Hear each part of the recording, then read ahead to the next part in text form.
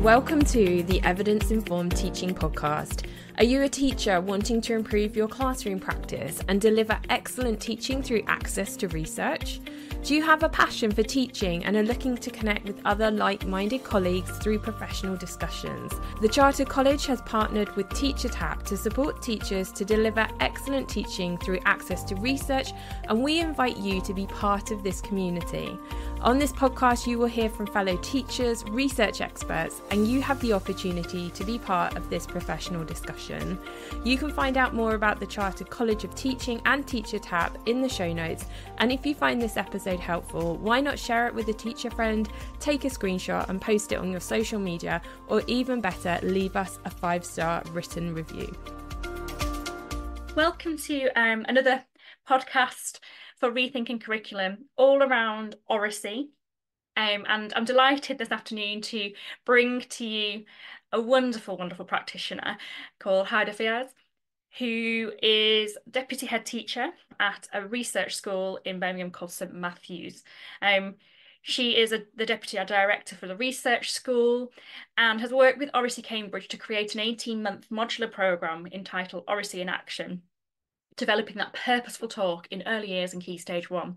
And she is an absolute expert in all things Oracy, but is always learning more and is willing to kind of share her journey with us. So I hope you enjoy listening to Hydeh and myself talk a little bit about why Oracy has been so influential in the changes to the curriculum at St Matthews, but also giving you some top tips about how you can also embrace Oracy in your school. Good afternoon, everybody, and we're really delighted this afternoon to share with you some great thinking around Oracy, which I'm sure you will be very engaged with. Just beginning, I wondered if you could tell us, Hydeh, all about the curriculum offer at St Matthews and how Oracy has kind of really driven that development. Hi everyone. So St Matthews, just to give you a bit of context, we're a one-form entry school in inner city Birmingham. We're in Neutrals, which is a deprived area just outside of town. We have a high percentage of EAL, a high percentage of pupil premium, but we don't offer a deficit model in our school. Our children bring with them so much. And what we aim to do with our curriculum, therefore, is make it as ambitious as possible. So with our curriculum offer, we are a proud, knowledge-rich school. We know that we have to close the disadvantage gap for our children with the powerful knowledge that we offer through all of the different subjects. We treat each subject and its discipline in its own beauty and the disciplinary skills it has to offer. We really take time to consistently develop our subjects across the school so that the children are really getting a good offer in terms of computing and the similar practices that happen in PE. And it means that our children know that the learning might be difficult, the learning might be hard, because we're getting them to think hard so that learning can take place. But we are there to help them achieve this kind of ambitious curriculum that we've put in place for our children. We don't shy away from difficult texts. We use Doug Lemov's, plagues of the text, so we'll use an archaic text, and we really help scaffold the children so that they can access it. We ensure that our children have space and time to go and visit all of the places and things that they learn about. So because of our amazing history, geography and RE curriculum, Christine Council and Steve Maston's Opening Worlds, the children get to go to the British Museum and they get to see all of the artifacts and the sources that they've learned about. So with that high ambition also comes great scaffolding. And that's where Oracy has played its part. It's the way that we enable every child to access that really difficult knowledge. Of course, we sequence and of course we think about progression, but Oracy makes our classrooms inclusive. Because the curriculum is so ambitious, we've got to think about how no matter who it is in front of us, no matter the cohort of children, if they cannot speak what they've learned, then we haven't done our jobs. So we want our children to be able to articulate all of that knowledge, all of that kind of the feelings and visions they have for themselves, that kind of self-identity. We want them to be articulate all of that. And really unpicking Oracy as the tool for teaching, not an additional kind of block on our curriculum map or an additional time in our timetable. Whilst I know that works for so many schools, we know that it wouldn't work for us. Not thinking of Oracy as an added, but thinking of Oracy as the way in which we teach and how we develop our understanding of it has been such a force for change for us as staff. And it's meant that our children are really strong at articulating what we want them to learn. And because they can say it, they have no problems writing it, but because they can say it, they just love it because they feel so empowered because they can speak it. So they speak to all of our visitors about it, about the curriculum that we offer. And I'm talking about obviously the school as the curriculum there. But it's just been the driving force for change for our staff mentality about, we've got specific physical scaffolds we can put in place, but talk is the thing that helps everybody and all of their schemas develop. I think that's really exciting to hear, and it's that different lens of looking at it, isn't it? In terms of you've not just said, oh, we're going to add Oracy in. Oracy has been your driving force in terms of the whole curriculum and making sure that it is universally accessible. And having read lots about your school, I've got no hesitation in the fact that the children feel very empowered because they're speaking out, and that's great, and that's what we want for our children. Yeah. Obviously, when you were talking about that, you were talking about staff and how your staff are really using this as a driving tool for everything. It is your tool, isn't it, for learning across the whole curriculum. So it would just be interesting to unpick that a little bit in terms of, I'm sure your staff all come with their own strengths, but also their concerns potentially about this. How have you as a school really developed that staff confidence? And obviously you are a teacher in the classroom. How has that really impacted you and your ability to use this as a tool? So in terms of staff confidence, what we do here in our professional development sessions is we never shy away from the research, because what we find is that research enables staff to just feel more motivated to buy into whatever we're selling. And I think with the thing with Oracy is that the research is so vast and there are different ways of defining it and labeling it. And I think what was really important to raise staff confidence was finding a way in, finding a bit of research that was accessible, feasible within our setting. And we understood kind of the actions that would come out of reading this. That all helps us hold each other accountable. And then what that then does is it shows how we're kind of taking this kind of untangible, research that's up in the air, and we're actioning it in our space. And that just changes our habits and we just get better. And it's uncomfortable at first because we're doing something different to what we've already done or always done. And that's the thing with any implementation, isn't it? You feel a bit like, oh, but with Oracy, because it's kind of, and I'll talk about this, in terms of our challenges as well, but because it's kind of assumed everybody speaks, it's okay, what do you mean that we're working on Oracy? So staff confidence, we found a piece of research that really worked for us. Through that, developed specific actions, looked at what it would look like on our washing lines, practiced with each other in the session, model it with each other. So if ever I'm talking at the beginning of our Oracy journey, anything we wanted the children to see and practice, we had in our staff meeting. So our roll cards, our discussion guidelines, our active listening toolkit, our accountable talk sentence stems, they were all in the session. So we were in the situation of a child and we were practicing it live, but using those talk stems, those roll cards, those cognitive demands in order to develop our understanding of Oracy. That was a really, really great tool, and we kept coming back to that. It wasn't something that we just left.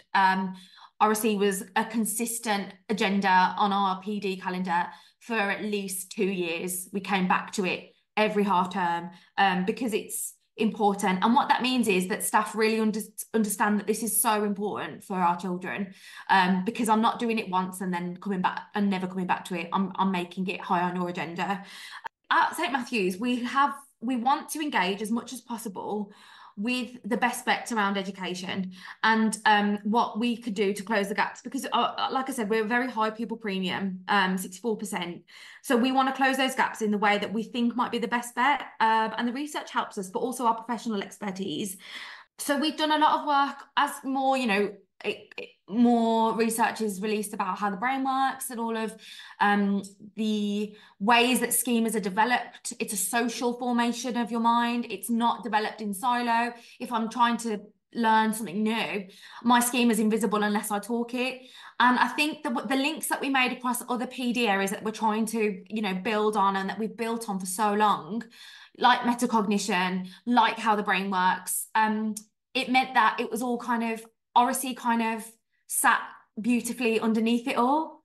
So it was it wasn't saying, staff, this is something new, bye-bye with the rest of it. It was saying, staff, this is the tool that's going to help really drive all of what you already know.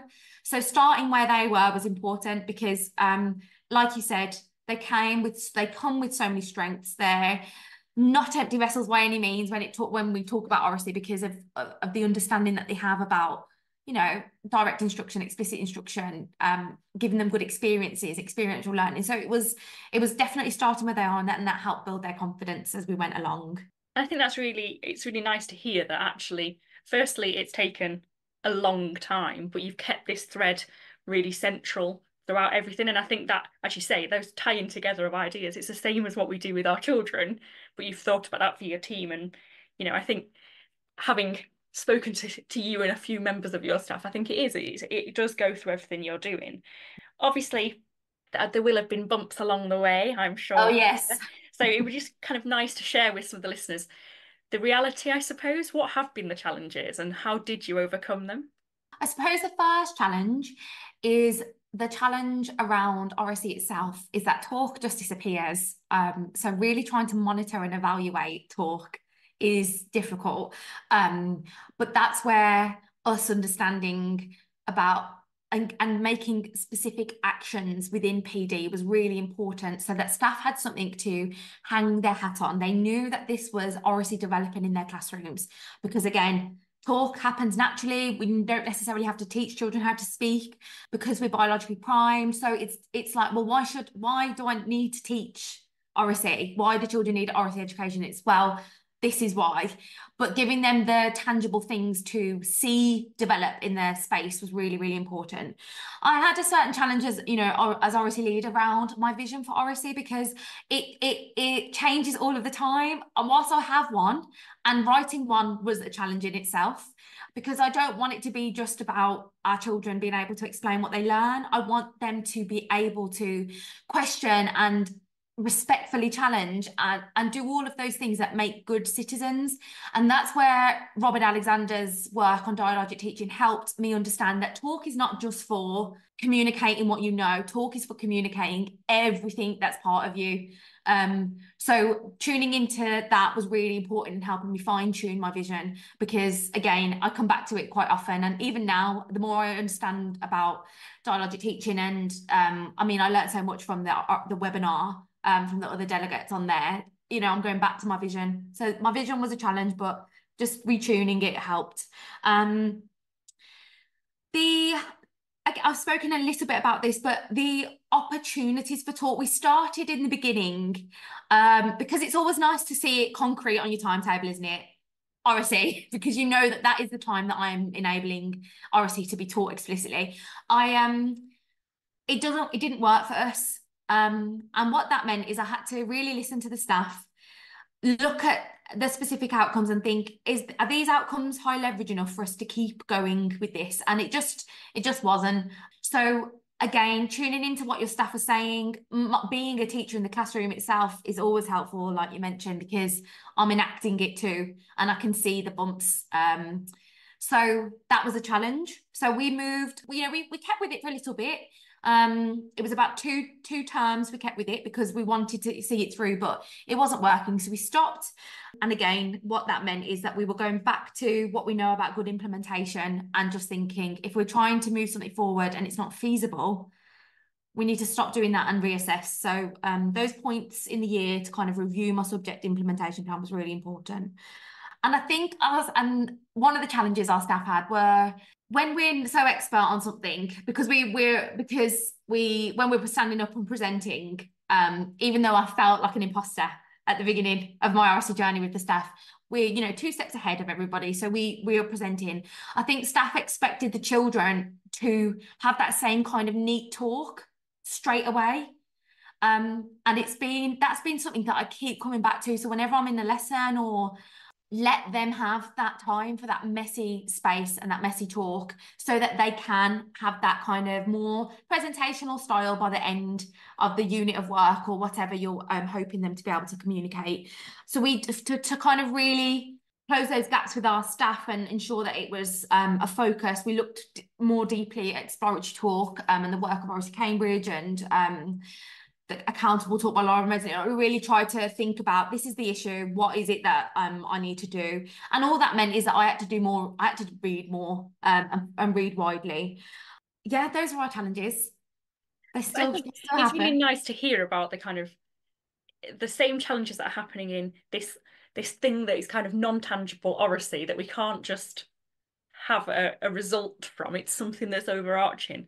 But it's the same thing as when you implement a new phonics scheme or a new reading approach. And actually, I think your reflections there about the fact your vision is constantly changing. And I think you've shared with all of us that you read and you are actively engaged in lots of research. So it's really good to see that you're constantly moving. And I think that's a real good lesson for people, of even yourself, who went in very informed, and you say you had imposter syndrome, but you were very informed. You have been throughout this journey, that actually it's okay because you did it wrong. It wasn't right the first time, and that's okay. And actually, I think that's really powerful for everyone to hear, that you think you've got it right sometimes, and then you have to go back again, don't you? So just to kind of hopefully pull it all together a little bit for our listeners, obviously we're going to have lots of interest. Oracy is the big key phrase that's being bandied around. And hopefully lots of people will have engaged with the wonderful webinar that we had, where you were presenting and sharing how you kind of did things. But if you had to give your kind of top, we're going to go with 3, which might be difficult. Top 3 tips. I might let you stretch if you want, Hydeh, but top 3 tips to people who, are in the classroom potentially. How do they go about it? What's those things you think they must have in place before they think about having a go at this? Okay, I'm going to stretch you to 4. I don't know if that's all right, but I'll be quick. My first one is know why Oracy is important to you. So Oracy, for me, I lead on several different subjects. Oracy for me is different, and it's beautiful in a different way, because Oracy is important to every single person for a different reason. I shared with staff my troubles of speaking. So when I went to university and studied French, the oral session was a no-go for me. The physical symptoms of me feeling anxious displayed every week, and because I didn't have the confidence to speak. Not because I didn't have the French, it's because I couldn't speak. And Oracy is something that will hit everybody somewhere. There'll have been some kind of story in their family, themselves, where the confidence is something that stopped them from moving forward with a specific thing. Share that with your staff. Share your love for people being able to articulate their points of view, what they know. Like you've already mentioned, read about it. There are so many different ways in so many different websites. We found a piece of research. I found a piece of research that worked for our staff, and kept with that, integrated other links so it didn't overload, but so that they knew that, okay, accountable talk is similar to exploratory talk. Dialogic teaching is something that's slightly the same but different in terms of the work that Robin Alexander's done. So just know when to introduce those nuances with your staff so that it becomes a schema around speaking rather than just too much information. Really important in any implementation, just identify your quick wins and your long-term goals. So what is it that staff can feel really motivated about because they've put it in place and instantly they've seen, but where are you taking them? Share with them your vision, share with them your goals. By spring 1, I want to have done this with you. By summer 2, this is what will happen with our children's speaking. And then sign up to some training, and you know, there are so many different ways in which you can get trained and find out more about, obviously, free webinars. We offer training ourselves at St Matthew's, but you know, Voice 21, Bill's Research School also. Just sign up to something that will help develop your understanding of what Oracy is. Thank you. And although you had 4, they're all very interlinked. So that was really, really great. Thank you so much for your time. And I'm sure lots of listeners will be interested in looking further at St Matthew's and the great work you do there. So thank you very much for all of your time.